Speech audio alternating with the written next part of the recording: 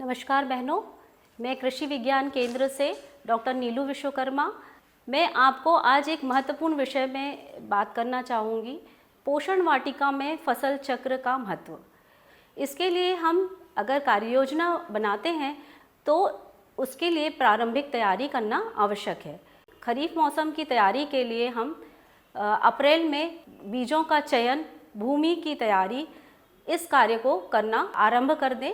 बीजों का जब चयन हो जाए तो हमें किन बीजों को सीधे लगाना है और किन बीजों को रोपाई करना है, इनको अलग अलग रखें।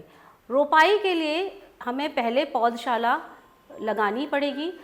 20 से 25 दिन पहले ही हम पौधशाला के लिए अलग से सब्जियों के बीज का चुनाव करके भुरभुरी मिट्टी की तैयारी करके इसे छोटे छोटे गमलों में या हम ऊंचाई वाले बेड बनाकर लगा सकते हैं, ताकि हमारी जो पौधशाला है वो समय पे तैयार हो जाए।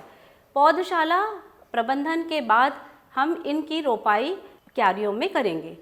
क्यारी में लगाने के लिए हमारे जब पौधे तैयार हो जाते हैं, इसको हम जीवाणु रहित करने के लिए ट्राइकोडर्मा विधि से हम इसका घोल बना के इसे उपचारित करके हम अपनी क्यारियों में लगाएंगे। इसके उपरांत जब हमारी खरीफ की तैयारी पूरी हो जाती है तो हमें देखना है कि जो हमारी क्यारियाँ बनी हैं, कुछ सब्जियों को क्यारियों में हम लगा सकते हैं और कुछ जो कम उपयोग की सब्जियां हैं उन्हें हम मेड़ पे लगा सकते हैं। खरीफ की जो तैयारी है इसमें विशेष हमें ध्यान रखना पड़ेगा कि जल प्रबंधन है वो सही तरीके से हो। जल की आवश्यकता यदि है तो जल दें।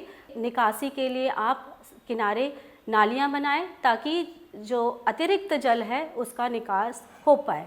इसके अलावा हमें खरीफ में सब्जियों का ध्यान यह रखना है कि ऊंचाई वाली जगह पे हमें बेल वाली सब्जियां लगानी हैं और जो नीचे वाली सब्जियां हैं, फलीदार सब्जियां और अन्य जड़ वाली सब्जियां जैसे अरबी हो गई, इसको हम लगा के अपना कार्य योजना में शामिल कर सकते हैं। रबी में हम ये देखना है कि हमको रबी में बहुत सारी विविधता सब्जियों की मिलती है। इसमें पत्तेदार सब्जियां जैसे पालक, मेथी, चौलाई और पत्ता गोभी, फूल गोभी, इन्हें बहुत सारी सब्जियां उपलब्ध होती हैं। रबी मौसम में विशेष ध्यान यह रखना चाहिए कि हमारी क्यारियां हैं उसमें सूर्य की रोशनी पर्याप्त रूप से आए ताकि हमारी सब्जियां समय पे हमको उपलब्ध हो पाए।